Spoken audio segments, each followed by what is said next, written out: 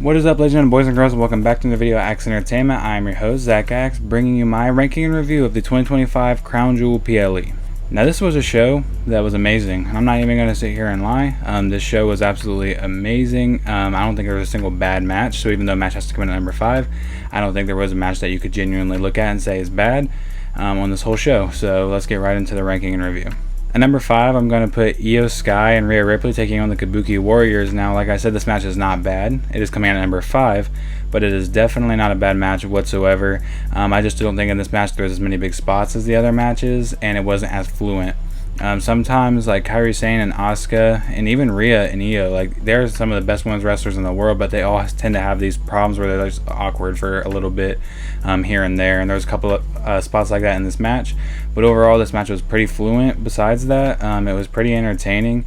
They had a very, very good back and forth for the most part. Rhea and Io ended up picking up a big victory after Kairi Sane kind of pushed Asuka out of the way of the boot, and then Asuka just kind of fell off the apron and then didn't come back in and break it up. Like, she didn't get hit by anything, she just didn't come back in. She gave enough time for Rhea to hit the riptide on Kairi and pin her, but they didn't, like, you know, Asuka didn't come back in. She didn't get hit, she just kind of fell off the apron after getting pushed out of the way by Kairi. But those are my only real gripes with this match. Besides that, this match was very solid, very good. It's coming out at number 5 though, and my predictions, I forgot to do a post, but my prediction for this match was Rhea Ripley and Io Sky, so put me at 1-0, and I do have it in writing if you don't believe me.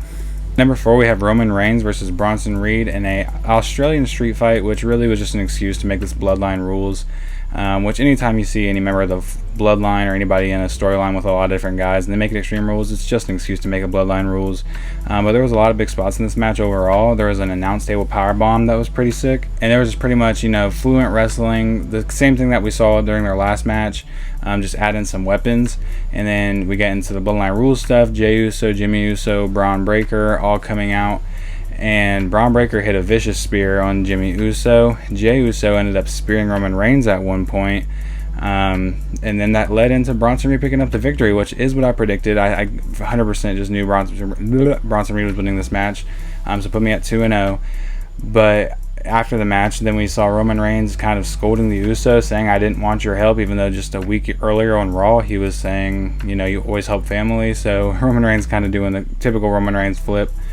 And we're just kind of pushing Jey Uso over the edge even more now, which it looks like we're going to turn him into a heel sooner or later. But this match was pretty solid still. Like I said, I think these two matches at 4 and 5 were not as good as the top 3. I think the top 3 were very hard for me, but overall, these two are coming in at 5 and 4. And number 3, we have the women's Crown Jewel Championship match, I think that's what it's called, between the world champion Stephanie Vaquer and the women's WWE champion Tiffany Stratton. Now, this match overall felt very fast. Like, I don't know what it was about this match, but it felt like it was on my screen 1 second and it was off the next second. Like, and it was a decently long match. You know, it wasn't long, but it had a decent run time. But it just felt like it went by so fast because it was just so fluent, fast-paced stuff from these two of the best women's wrestlers that are in the whole company. We had a cool swanton counter from Stephanie where it looked like kind of Tiffany slipped on the swanton when she was going for it. She didn't get as much air as she usually does, and Stephanie had her knees up ready for that to counter it. Then Tiffany would go for the prettiest moonsault ever. Stephanie would move out of the way and finish her off with that corkscrew moonsault. I don't know what they should call that move, but they definitely need to find a name for it that's not corkscrew moonsault. Even like La Primera Plunge or something, you know, something like that. But Stephanie picked up a big win. As much as I wanted Stephanie to win and thought Stephanie, you know, as much as I wanted Stephanie to win, I did not think Stephanie was going to win, so I did pick Tiffany, which puts me at 2-1. 100% did not think this is where we were going to end Tiffany Stratton's streak. I thought for sure that she was going to hold this streak of not losing in 2025 until either the end of the year or until she lost that championship. But they let Stephanie pick up a big win, and that just shows you how much faith they have in her. So yeah, Stephanie Vaquer picks up a huge win. I'm at 2-1 in predictions. And that was a really, really solid, fast-paced back-and-forth match. At number 2, we have Seth Rollins versus Cody Rhodes for the Men's Crown Jewel Championship. Jesus. This match overall, I just knew it was going to be great. Like, whenever you see two of the best get in the ring, you just know it's going to be great. And that's what we got here. And off of the riff, we started getting cool stuff. Cody's attire was absolutely amazing. And then Seth's attire had little Easter eggs towards all of his old matches with Cody. I thought that was incredibly cool. At one point, we saw Cody Rhodes get his Cody Cutter reversed into a powerbomb by Seth Rollins. That was a very, very slick and clean move from Seth. We saw a vertebreaker in this match, which is a move that, is parentally banned in WWE, but Cody Rhodes busted it out. It was a little bit more of a safe vertebreaker. He wasn't like the Hurricanes vertebreaker where you land on your neck. It was a kind of a safe landing on your back vertebreaker, which I think is cool because the move still looks amazing, even if you do land on your back. We saw Seth Rollins hit a coast-to-coast headbutt to a Tree of Woe Cody Rhodes.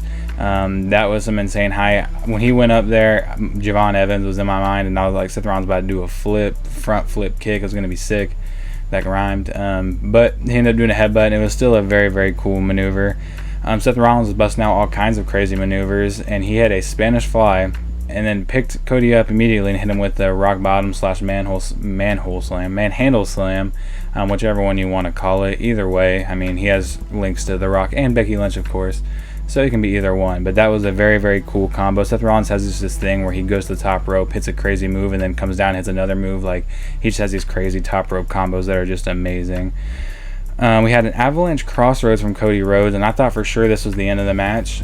I thought Cody was going to end up being 4-0 against Seth after this, but Seth managed to kick out, and that was actually very surprising. I thought for sure that was the end of the match, but that would leave Seth Rollins an opening to get out of the ring, grab the watch, put the watch on underneath the turnbuckle, and then when Cody went for the crossroads, he hit him, and I think he actually punched him. Like, I know it's probably hard to control from that angle because you don't have the best perception of where you're at, but he freaking clocked Cody with that watch. That hurt me, and that genuinely, like, because a lot of times when you use weapons, especially like with Cena was hitting people with the WWE title and he would completely miss, like, it kind of takes some of the allure away. But that punch, he hit him right there. Then we had a curb stomp, and then a second rope curb stomp. The only problem with this I have is Cody didn't touch the mat at all, and they were at the worst camera angle to show this. They were at the camera angle right by Cody, and Cody just did a full front flip, which I get. You don't want to jam your head into the mat off the second rope with someone's foot on the back of your neck. But I wish it was a better camera angle is all I'm really saying about that. But Seth Rollins picks up a win, which I did predict, so it put me at 3-1. I really knew Seth Rollins was going to win this match just because how they were treating it with the vision, and on top of that, he was 3-0, and I just didn't see Seth Rollins losing this match. So Seth Rollins and Stephanie Valkyrie are your Crown Jewel champions, and they both put on amazing matches to get those championships, but they did not put on the best match of the night, because that is going to the #1 match of the night. And I'm sorry if I'm doing it to you guys again. One of those cases of John Cena's having amazing matches for his final run, but John Cena versus AJ Styles is a 5-star match in my book, competing with probably Rhea Ripley and Io Sky for the best match of the year. This match was absolutely insane, had so many callbacks, so much fluent wrestling. Two of the best in the world. Like I said about Cody and Seth, it's two of the best in the world. They put them in a ring together. Of course they're going to make magic, and they did. First of all, AJ Styles came out in his TNA attire, which I thought was really sick, because the build for this match, there wasn't really a build, but the build was kind of just, the guy that was #1 guy in TNA versus the guy that was #1 guy in WWE. So Cena had his WWE attire on, and AJ had his TNA attire on, so I thought that was very cool. Looked a little weird on AJ, I'm not going to lie. Like, maybe watching him all those years in TNA with short hair rocking that attire, seeing it now is just a little bit weird. There was a whole ton of callbacks, which I'm really happy that they got a ton of callbacks in this match, strictly for the fact that he had a match against Brock Lesnar where he wasn't able to do this. Sami Zayn, he had a couple, but not as many as you like to see, but he had a ton of them, and they all look flawless. So I have my notebook here. Let's go ahead and read them. We had a skull crushing finale for The Miz. Absolutely amazing. Miz is my favorite wrestler of all time, so of course I was I popped for that. A Scorpion Death Drop for Sting from AJ, an Accolade for Rusev from Cena, a Coquina Clutch from AJ for Samoa Joe, Walls of Jericho for John Cena for Chris Jericho, the Christopher Daniels Angel Wings, a Pedigree attempt for Triple H, the Kazarian finisher that I can't remember the name of right now, the Randy Orton DDT and RKO. We saw a Chokeslam, which could be for Taker, Kane, or Big Show, all famous feuds of John Cena. An attempted 619 after the crowd was chanting 619. He set him up for it, and I really wanted to see Cena hit that, but he did attempt to hit 619, and then attempted Sweet Chin Music for Shawn Michaels, and then a Tombstone Piledriver for The Undertaker to finish it off. But the one that I want to talk about the most is the Sister Abigail for Bray Wyatt, and the reason I want to talk about it the most is because when it happened, I immediately like realized what it was, and I think it honestly should have probably been the move that finished the match instead of the tombstone. But if you remember when AJ Styles lost his WWE Championship to Bray Wyatt back in 2017 in the Elimination Chamber, which is one of my favorite Elimination Chambers of all time, it was AJ Styles going for a phenomenal forearm and getting caught by Bray Wyatt into the Sister Abigail. So that's exactly what we did here.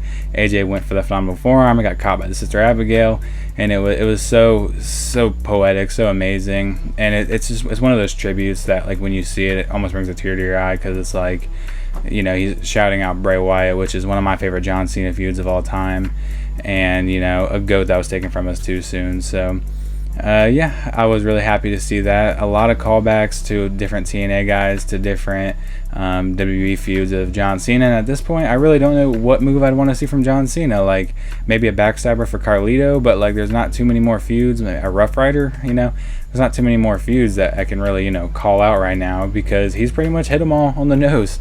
All the ones I said in the previous video, Triple H, Shawn Michaels, Undertaker, they all got hit in this match, so that was pretty insane. This match was just amazing. It was really fast paced while also not being too fast and still being slow enough for you to enjoy everything. Of course, a main gripe that you're going to hear from some, you know, the IWC, I mean, sorry, is, oh, they're kicking out of a million finishers. Well, at the end of the day, this is not for anything. This is just to get John Cena some matches before he leaves, have him have excellent matches, and call out and, you know, give a shout out to some people. So I'm not mad at all that they were taking a bunch of finishers and kicking out of them. And if you want to think about it in kayfabe sense, they're not as strong when, you know, they're not being hit by the person that hits them. That's always been how I looked at it. So overall, this match is an easy 5-star classic. Like I said, competing for best match of the year, and this show overall is competing for best show of the year. I think maybe Evolution 2 is like the only thing that's close to it right now. I'd say these two are probably the two best shows of the year so far. But that's all I got for you. I hope you guys did enjoy. If you did, go ahead down to the comments, leave in the comments what your favorite match from Crown Jewel 2025 was. Go ahead while you're down there and please like the video for me, subscribe, ring the bell if you want to know if I have another video like this one, and I'll see you guys in the next one. Peace. This happened if I had real tough love. I'm bad at this, and I'm bad for this. Narcissistic tendencies, I don't care about no one else. Narcissistic tendencies, I'm low, so set me on the shelf. Few people ever have my back, yeah, there ain't no doubt about that. Got a lot of guys that were paid tribute to right here. All right. Boom, boom, boom. Boom, boom, boom. It's pretty sick. Yeah, in reality, I had nothing to put at the end of the video, so that's what you're getting. I'm sorry.